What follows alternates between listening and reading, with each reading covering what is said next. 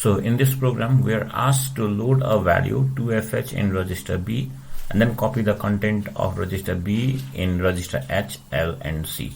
So we begin this first of all by loading the value 2fh in register B. As we know from our previous videos, in order to load any 8-bit data into the register, we use MVI instruction. So MVI B, 2fh.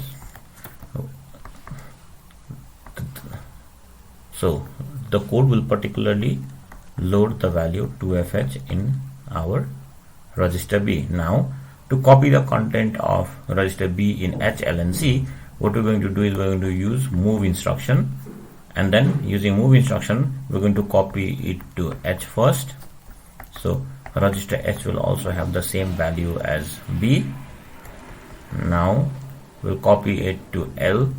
Now the content of B can be copied from either B or H to L, so we'll use B here.